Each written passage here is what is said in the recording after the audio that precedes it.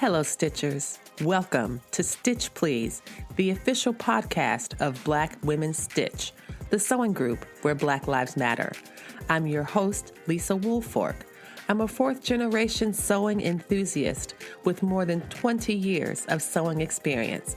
I am looking forward to today's conversation, so sit back, relax, and get ready to get your stitch together.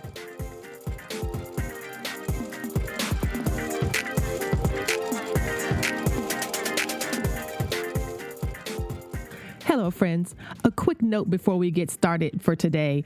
I am recording this episode with Tobiah partly from my house on Zoom and from her location, which is at a gallery. She has a fantastic exhibit up called Blue, Black, Black, Blue, and that is currently up on display for exhibition in a gallery. And she is there at the gallery talking about her work. This explains why there is an echo, because galleries are very large and sounds echo. And so this is why you will hear an echo or a bit of a hollow sound as we have our conversation. I just wanted to offer that as by way of information, because this episode will sound a bit different. So I thank you as always for listening, and here we go. Hello, everybody, and good morning. Welcome to the Stitch Please podcast. We are the sewing podcast. We are the official podcast of Black Women Stitch, the sewing group where Black Lives Matter. I am Lisa Woolfork, your host. And again, I am happy, thrilled, and delighted to be here with you today and to welcome a very special guest, Tobiah Mundt of Charlottesville, Virginia, an artist, a teacher, a creative, an all-around Renaissance woman, and a friend. And she has a fantastic exhibit right now at work. And I thought this would be a really wonderful opportunity to talk to her about this work, as well as about her background in needle felting. I have never known someone who makes, not yo-yos, what are those little balls? What do you call the little balls that you make? Pom-poms? Pom-poms, yes. Pom-poms with such ferocity. And so this, and for me, I consider like those are like the extras, the not frills, because frills makes it seem frivolous, but those are the bonus, the bonus things. It's also the fact that I can't do one. That I find them deeply, deeply impressive. But Tobiah is an amazing fiber artist, and I'm so glad that she's able to be with us today. And for those who are Patreon supporters, you will get a video of this conversation, which is amazing because you get to see some things that you can't see with your ears. So welcome, Tobiah. Thank you so much for being here today. Thank you for having me. I'm so excited. So as we're working through today, can you tell us a little bit about how you got started? I usually ask people about their sewing story, but you do sew, but you don't really have a sewing story as much as you have a story of beginning the process of your architectural, sculptural fiber pieces. So can you talk a bit about how you got started with that? Yes. So in 2006, I was an architect in Northern Virginia, practicing in McLean when my mom got sick. And I'm originally from Houston, Texas. So when I found out she was sick, I just quit my job, like no thought in it, quit my job and moved home to take care of her. And it meant going from working as an architect in a design build firm, which is, you don't sit in the office all day long. You're half in the office, half on site. And I did mostly residential homes. So it went from that to just sitting in the hospital all day. And so it was very hard for me to just sit there. So I'm very fidgety naturally, so I needed something to do with my hands. Mm-hmm. And I've always been an artist, but I never considered myself a good artist. So I would always sketch, but I never found my medium. And so that time sitting in the hospital room, I took up embroidery. That didn't take. I took up, not at all. So I wanted to do some hand sewing. Did you try knitting? No, I've never tried knitting. It just seems like it's not my thing. My sister crochets, but I was just never interested in knitting. So I wanted to sew a fox for my boyfriend, now husband. So I was looking online for fox patterns when I found a needle felted fox. And I never heard of needle felting, never heard of felting, but it looked so cool. I knew it was some way with a needle that you sculpt this 3D thing. So I ordered some wool and some needles, and I gave it a try. I made a fox, a little tiny fox. It took me about 2 weeks. And then I loved it so much, I ordered 20 pounds of wool. Oh my gosh. How many foxes can you make with 20 pounds? I think you can make a real actual fox out of that. You could make several life-size foxes with that much wool. But it took over my life. I started sculpting all sorts of things, mostly creatures, otherworldly looking things. I just didn't know I could sculpt, and it came sort of natural. Mm-hmm. So I never went back to architecture. I started a business called Licorice Tree, creating kits, needle felting kits for people to learn to sculpt their own things. And I started teaching classes, and it just took off from there. That's fantastic. And one of the things I was thinking about when looking at your bio is that you graduated in 2000 from Howard University with a BA in architecture. And so, well, two things that I find amazing about that. One is that you graduated graduate school the same year. You graduated undergrad the same year I graduated graduate school. And I'm very impressed with myself for having so many fabulous young friends. And then I'm so curious about what you see as the relationship, if any, between art and architecture.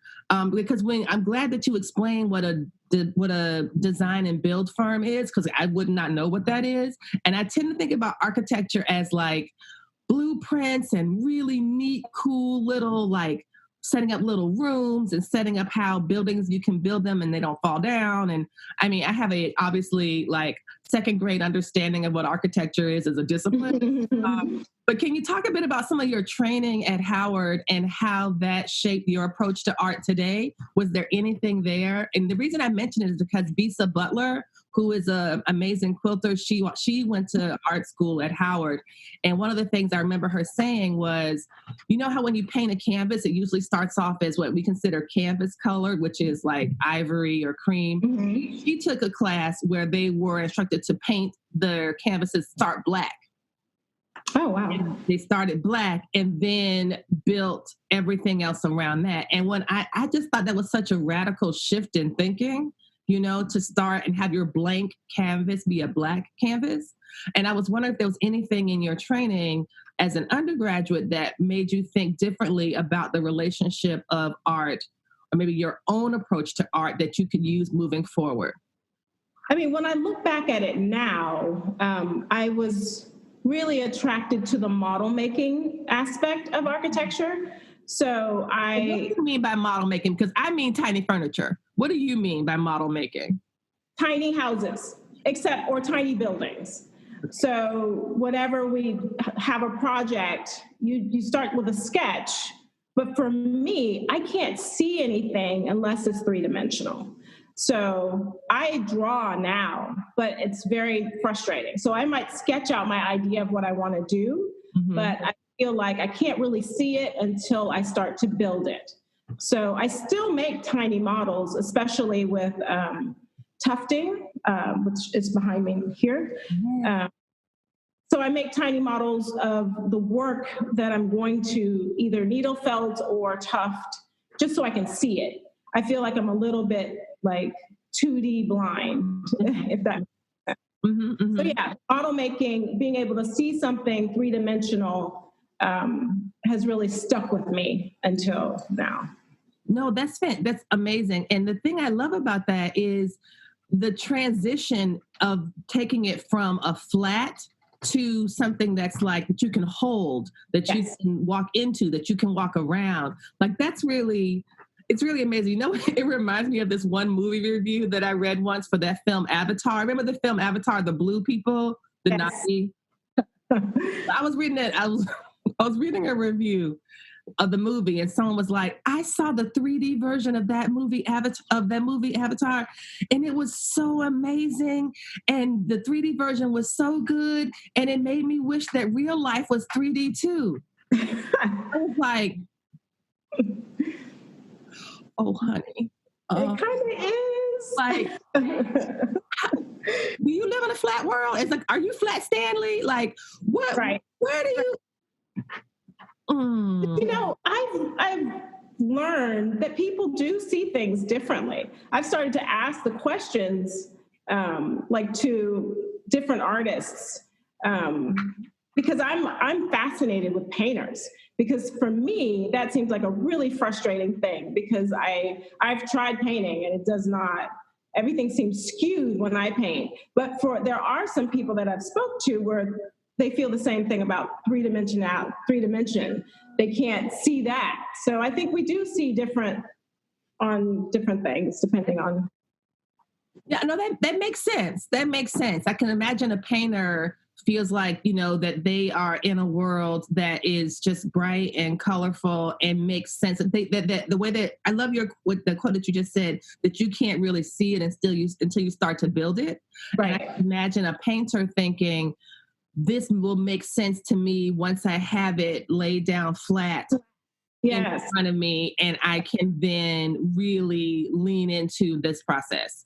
I can totally understand that. I can understand that intellectually. I cannot understand that artistically. And the case of my most recent spectacular failures at trying to decorate cookies of my children's silhouettes. Of course, I was so proud, Tobiah. I was so proud of myself.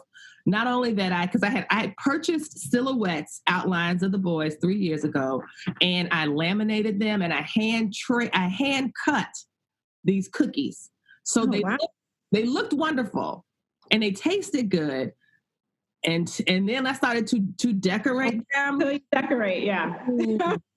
Cake Rex, nailed it. Any other vocabulary we might have about what you would call a total fail is what these cookies were. And I know because I couldn't see it. I just couldn't. It's so tough. It would be torture for me. I wouldn't even attempt to decorate a cookie. I would abandon the project midway because I never do anything I don't want to do. So if I start something and I don't want to do it, it's like, I'll give it to my kids or someone to take it over. It's like, you know what? I started, I tried, I didn't like, I shall now move on. Life is not, permanent. You got to do the things that make the most sense to you at the time. Why torment yourself over a cookie? So I really appreciate this so much. And I wanted to think about some of the work that you've made of the sculptures. You called them creatures. I think that creature appeared in the word. Also, some of them have teeth.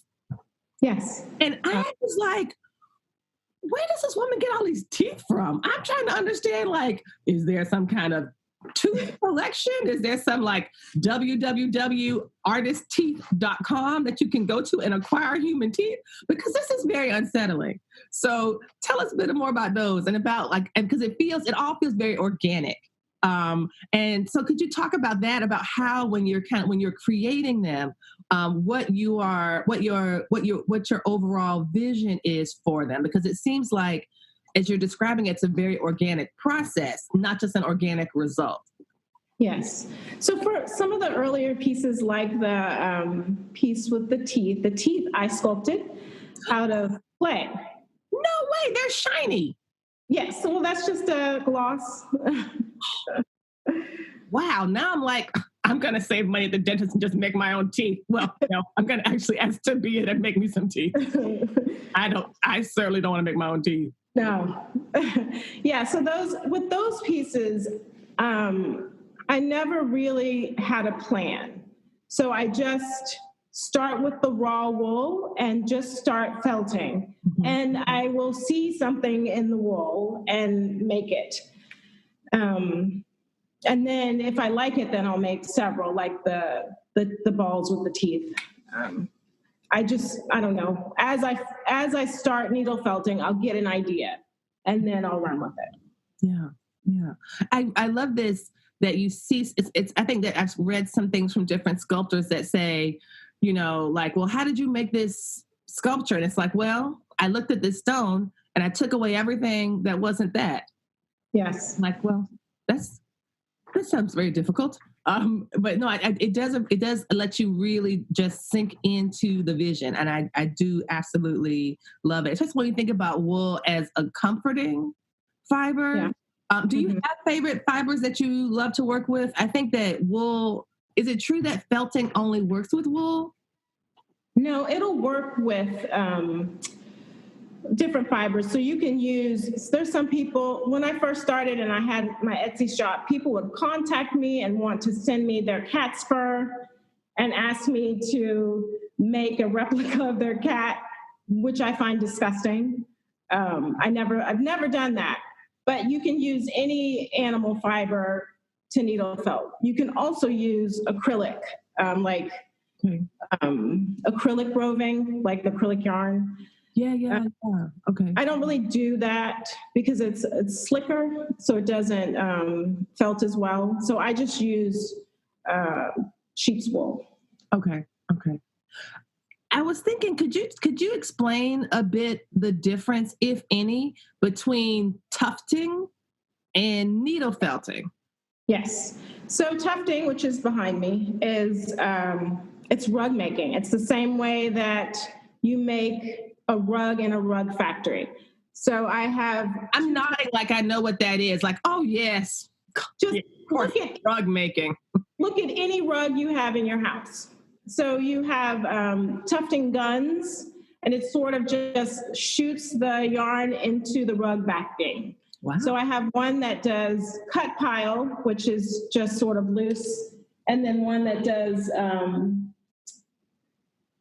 I can't think of the word, but there's just two different techniques. So I'll be doing a demonstration of that next week. Oh, excellent. Oh, that's great. And so I know I didn't say this earlier, but Tobiah is joining us today from a gallery here in Charlottesville, Virginia. And this is a New City Arts Gallery, right? The New City Arts Gallery. What's the Welcome Gallery? It's called the Welcome Gallery. That's Welcome right. Gallery. And she has an exhibition here until the end of the month. Is it the end of August? So if you are in town, if you are here in Charlottesville, if you are nearby, if you want to get out of the house and see people who are not your relatives or your own image in the mirror, I'm sure there are safe, social, distant ways that you can come down and see this fantastic work. I would love to hear more about, so what's needle felting then? Needle felting is the hand doing, right? Needle felting, you take a barbed needle and you poke the wool. So the more you poke the wool, the more condensed the fibers get. So it's a totally different beast from tufting. Okay. Tufting, rug making, needle felting is using raw wool to sculpt. Actually, I got a kit from the Hive to make a little baby cutie thing. See? Yes. It's so lovely. People, you should be on my Patreon so you can see these videos. $2 a month, you get to see this fantastic thing I made. But here is the cover art, and I'll show you mine. Ah, there's your wool. There's your needle. That's mine. Yeah, my poor little baby Yoda just looks like two lumps because I've done nothing. I'm like, I don't want to take it out of the box and break it. I'm going to wait until the outside is open and me and Tobiah I can go over to the Hive and have some tea and she can show me how to do it. Yes. And how do you not stab yourself in the leg? That's something I was also interested in. So you see the foam in your kit, the little black foam in your kit, that's your work surface. Oh, thank you. That's how you keep from stabbing. Okay, it's down there. Yes, it is. Because, of course, I saw that hook needle and I was like, leg stab. That was like the first thing I thought. It's like, Lisa, you were going to stab yourself in the leg. And it's like, yes, I will. You're listening to the Stitch Please podcast, the official podcast of Black Women Stitch, the sewing group where Black Lives Matter. We're talking with Tobiah Mundt, who has a new exhibit of fantastic tufted and needle felted projects called Blue Black, Black Blue, opening and currently open in Charlottesville, Virginia. And when we come back, we'll talk more about it. Stay tuned.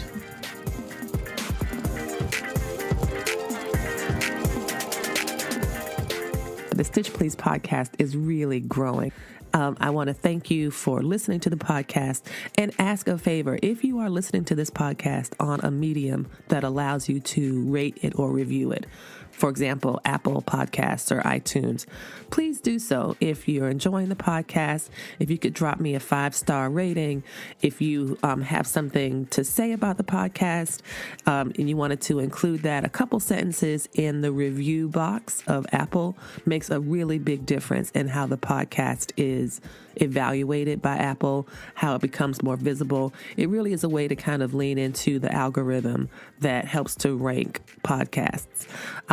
So if you had time to do that, to drop a little line in the review feature of the podcast, that would be really appreciated, and it would help us to grow even further and faster.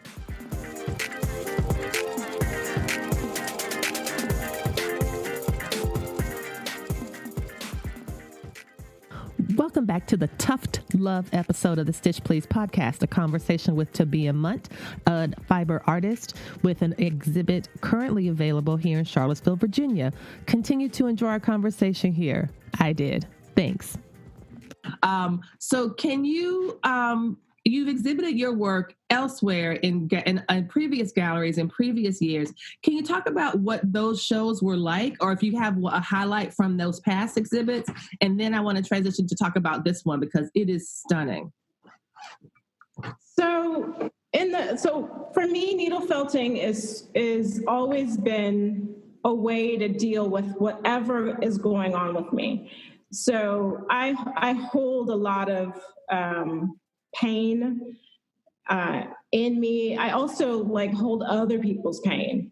So for me, sculpting is healing. And so every show, every piece I've done has been very personal. This show is also very personal, but in a very different way. Okay. It sort of reaches outside my body. Blue, black, black and blue.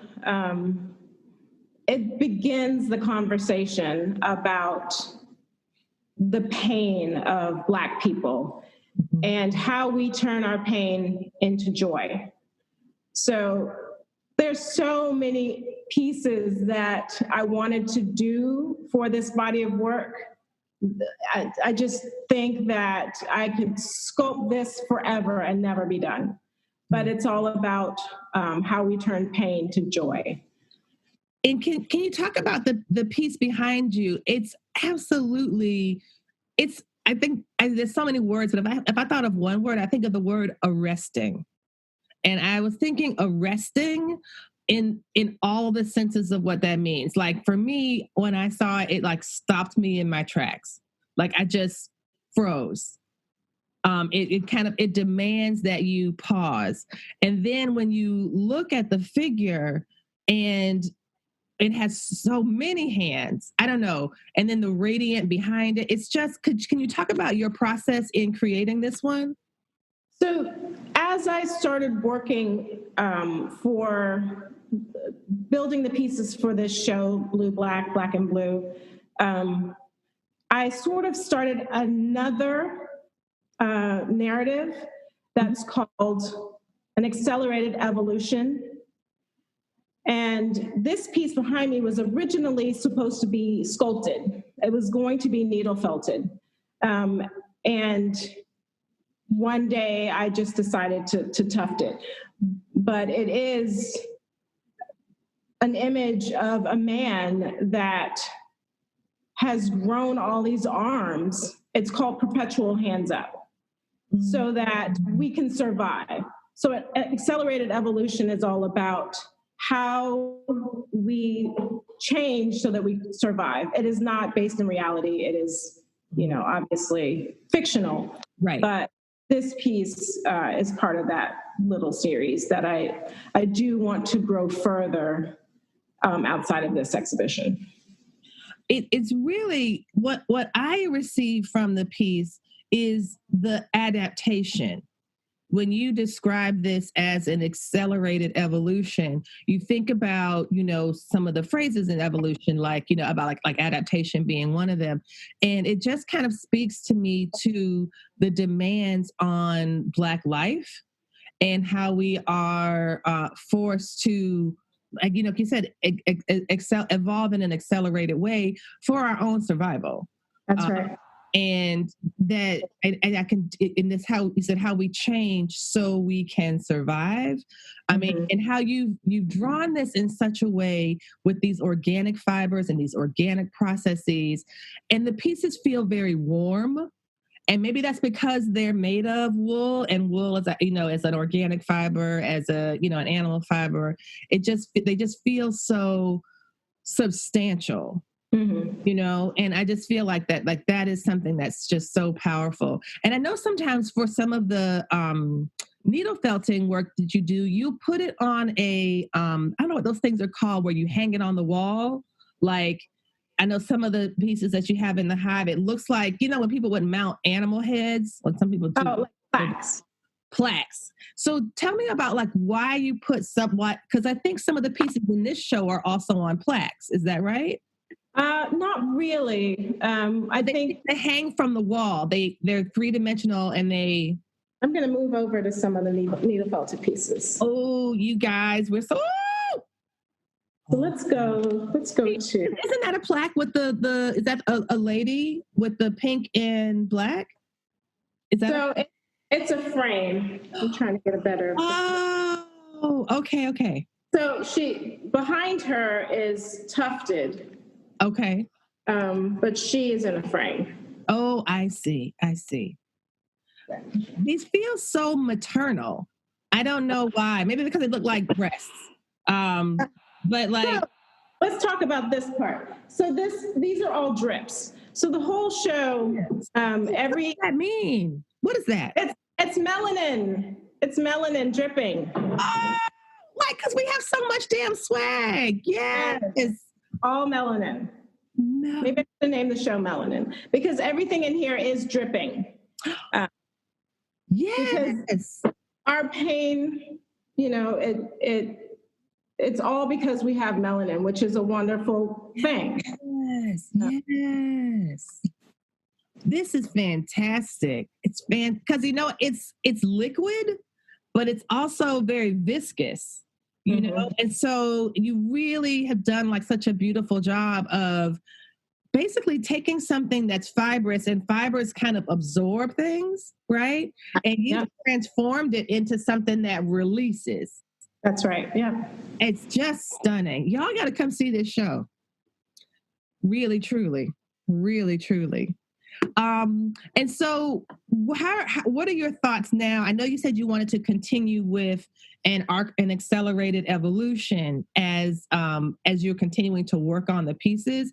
How do you ever feel like you're at a stopping point when you walk into a gallery and you see your pieces displayed? Do you feel satisfied? Do you feel like, okay, I'm at a good point, this is what I wanted? Or do you still feel like it's unfinished and there's more that you could do or want to do? I don't know how that process works for you. For this show, I don't feel like I'm finished. I feel like I have more to say. The accelerated evolution part of the show, I'm working with Christy Baker, who is a muralist in town. We've submitted to do a mural at X Park with the theme of accelerated evolution. I don't know if we'll get it. And again, I'm not a 2D artist, so that will challenge me in a different way. That'd be great, though. That would be great. And I'm excited for that if we get it. Yes. Oh, that's fantastic. Can we shift to talk about building a makerspace? I first met you, I believe, when I think I just must have I don't know how we connected. I think I saw that you had the Hive and I was like, oh, there's a Black lady that has a makerspace. We've got to be friends. Let me go find this person. So how did that come about? And one of the things I love about the Hive is the craft bar setup, the way that you even name the rooms in the building. Like it's just beautiful. Can you talk about, and so what I'm explaining, y'all, is in the Hive, there's a bunch of different small artist studios in there, and each of them are named for like either an African-American person or an African-American area locally in the community. So like, I don't know, it's just really a beautiful space. And it's very deliberate and intentional. And so I wanted to know more about how this came to be. So the Hive is really, it's just a natural extension of me, really. For the longest, I would do projects with my kids after school. And at some point, when they got home, I had all these projects set up on the table. Every day, there was a different project of the day. We're going to make something. Wow. Because that's what I do. That's just how I communicate. I communicate by making. I show love by making, either for something for you or teaching you how to make something. So at one point, my kids they told me point blank, we're too old for your projects.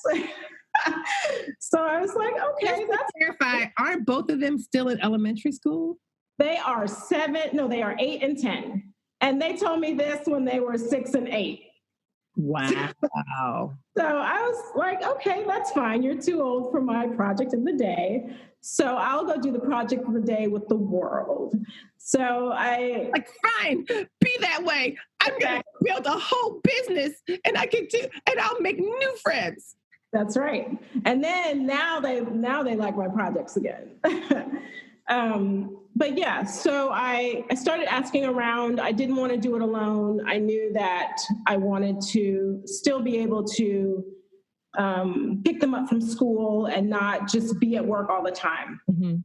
So I started asking around, trying to get someone to do this business with me. I don't think anyone took me serious, but when I set my mind to do a thing, I make sure some way I'm going to do this thing. So we started looking for space. I think it took 9 months from the time I said, I'm definitely doing this, to opening the doors of the 9 months? Are you serious? Like having a baby. It was too fast. It was definitely too fast.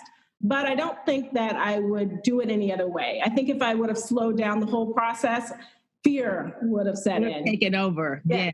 Yes. That's fantastic. Oh my gosh. So you said, I have an idea. And 9 months later, you are walking into a building that is actually, it's like the architecture, right? Yeah. It's like, you can't make sense. It's like you really can't see it until you start to build it. That's right. That's exactly it. Yeah. Wow. That is amazing. That's amazing. So what are some of if someone, and I have friends who want to do this, they want to build spaces, they want to create spaces where their creativity can live. They want to help support others in that. What were some of the big lessons that you learned in building this space, especially in such a small gestation period? Like, that's incredible. The lessons I've learned, I think it's just, if you want to do a thing, don't expect to sleep while you're building it. Like, it's really, really hard.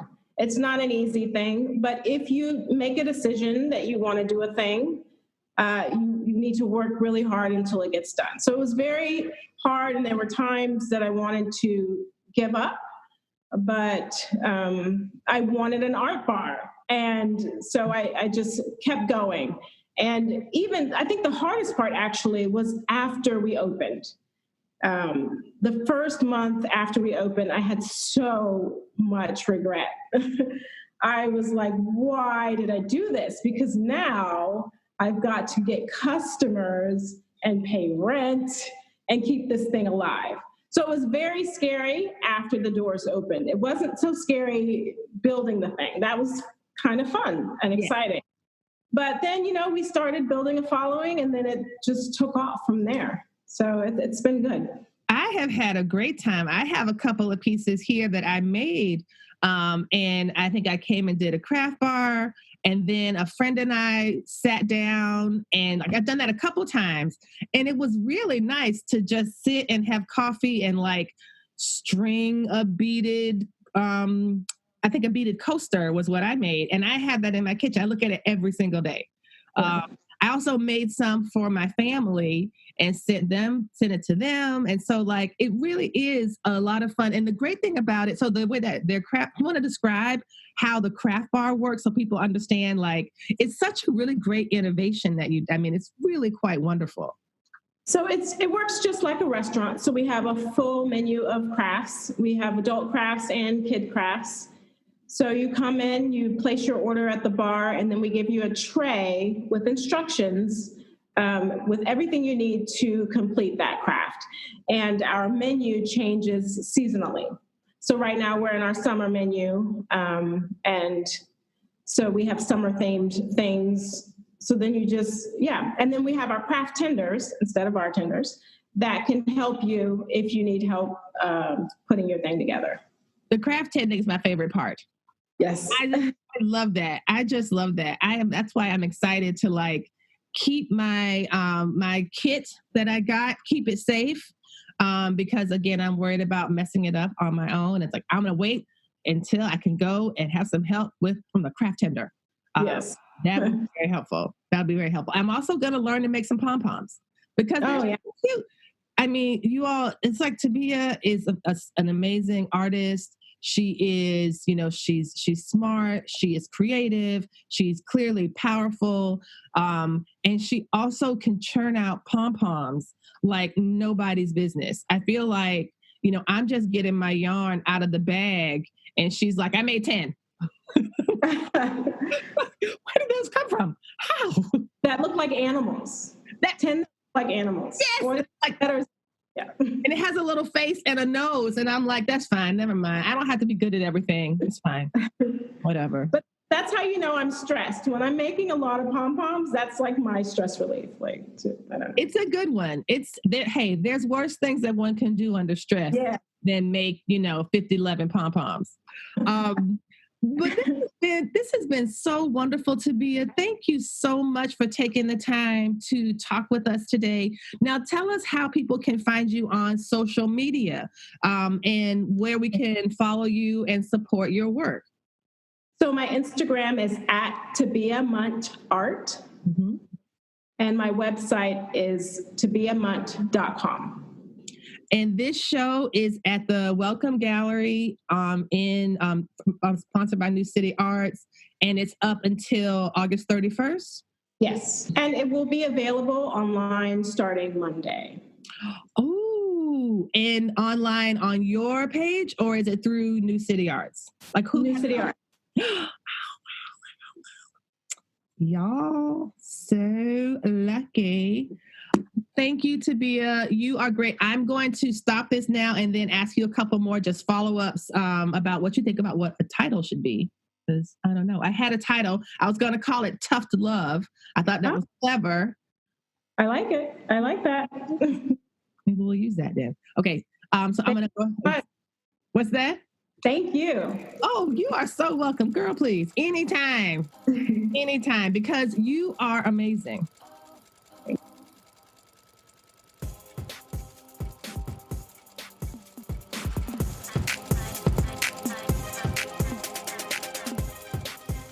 You've been listening to the Stitch Please podcast, the official podcast of Black Women Stitch, the sewing group where Black Lives Matter. We appreciate you supporting us by listening to the podcast. If you'd like to reach out to us with questions, you can contact us at blackwomenstitch@gmail.com.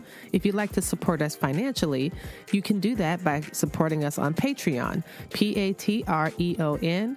And you can find Black Women Stitch there in the Patreon directory. And for as little as $2 a month, you can help support the project with things like editing, transcripts, and other things to strengthen the podcast. And finally, if financial support is not something you can do right now, you can really, really help the podcast by rating it and reviewing it anywhere you listen to podcasts that allows you to review them.